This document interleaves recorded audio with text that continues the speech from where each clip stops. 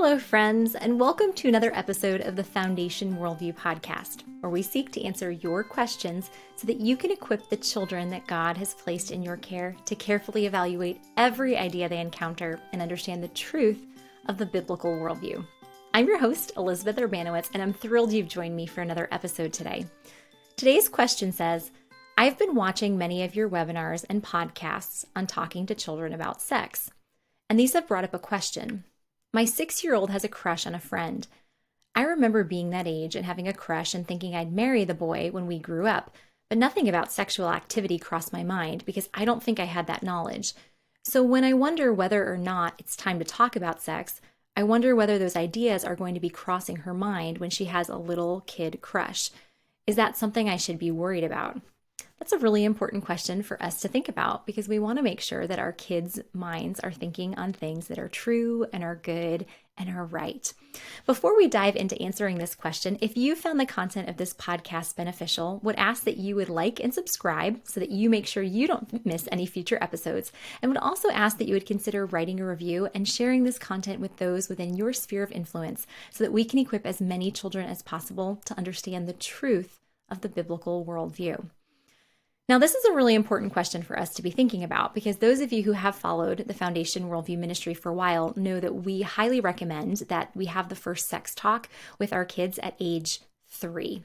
And we recommend this for a number of reasons, but the most important one being that we need to make sure that we are the first ones to talk with our children about this so that we can build up a positive biblical theology of God's good design for sex and sexuality. And we also want to make sure that when our children have any questions, that we are the ones that they are coming and talking to about this.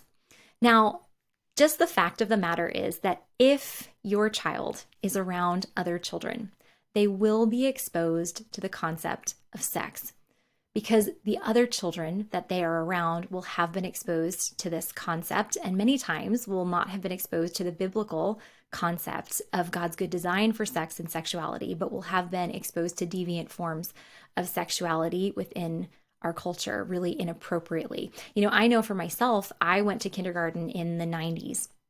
And in kindergarten, there were kids in my class regularly that were talking about sex.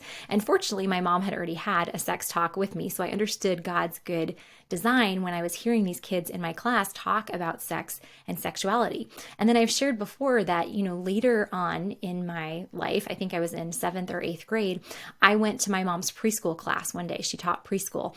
And during one of the playtimes, one of the boys in her class took 2 Barbie dolls, took the clothes off of both of the Barbie dolls, put them on top of one another, and then grabbed my mom's hand and said, "Look, Miss Karen, gay." How did this little 4-year-old understand that concept? Well, obviously he had been exposed to something inappropriately, and this is back in the late 90s. And so if our kids are around other kids, which I recommend that they should be, they are going to be exposed to the concept of sex. So worrying about our kids thinking about sex should not be a reason for us to not talk with them about sex. Again, we always want to make sure that we're presenting this in a way that focuses on the goodness of God's design, that God's design is that one man and one woman will be married for one lifetime and that they will enjoy this gift of sex within the covenant of marriage and that this gift will lead to the creation of families.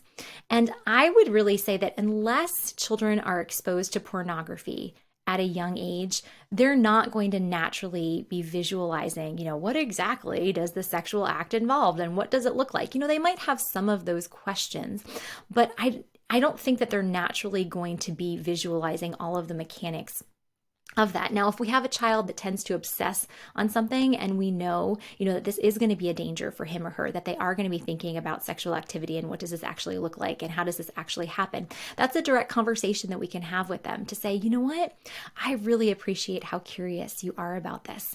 And that's a good thing that you're curious about God's good design for sex and sexuality. But you know what? We're not going to let our minds dwell on what this looks like or how this happens because you know what? You're not married. And it's not until we're married that we have to focus on these things. However, the vast majority of children are not going to be focused on these things anyway. I already told you that, by the time I was in kindergarten, my mom had had a sex talk with me. And it was actually when I was 2 that my mom had the first sex talk with me because she was about to go into the hospital to deliver my brother. And she wanted to explain to me, truly how babies were made. And now, so did she give me all of the graphic details? No, she didn't, but I knew the basics of how babies were made. And did I ever think about, the mechanics of how this happened or anything? No, not at all. It was the first time that I was exposed to what I would consider, at least semi-pornographic material when I was in junior high to see the movie Titanic, and there's a sex scene in Titanic. I had never before I was exposed to that, like, how does this happen? What does this look like? When I had crushes on boys and, I thought, maybe I would grow up and get married to them one day. And I understood that if I got married to someone, I would be having sex with them, but I never focused on that or thought about that. It wasn't until I was exposed to something that was actually inappropriate because it was pornographic material that I was like, oh, wait, how does this actually work? So I think you don't need to fear that with your child, because if you are not the first one to talk with your child about sex, your child is not going to view you as the expert, and they're going to go to other people, and they are going to be exposed to the ideas of sex and sexuality, even if it's not from the perspective of God's good design, just by being around other children. So I think it's only in very rare cases where we're going to have a child that's going to be wondering and asking questions about, like all the mechanics and how this stuff happens. And when that happens, we don't need to think like, oh no, did I just make a mistake? No, we didn't make a mistake. We should be talking with our kids about God's good design for sex and sexuality. What we need to do then is to address, what? I know you're curious about this, and I'm glad that you understand God's really good design, but this is not something that we need to be focused on right now. And you can just give them, something that they can focus on instead. Every time they wonder, like, what does this look like? How does this happen? There's something else that they can focus on. What? God's design is so good. I want to follow God's good design. Now, when thinking about young kids having crushes, whether we're talking about a child that is 6 or a child, that is 12, but just, really isn't in the phase of getting into boy-girl romantic relationships, we want to make sure that we handle these in a positive way. We don't just want to say, oh, you're too young for that. Forget about that, because they can't just forget about that. They can't stop feeling what they're feeling. They can choose not to act on how they're feeling, but they can't change the way that they're feeling. So what I would recommend is, like when we know our child has a crush on someone, that we actually directly talk with them about it. That these feelings are a gift from God. These feelings that we have are a gift from God, and they will hopefully one day lead you to get married to somebody who really loves Jesus and have children with that person and start a family where Jesus is honored in your marriage and in your family. And then say, what? We can thank God for these feelings. We can thank God. What? God, I thank you that I feel really drawn to this person.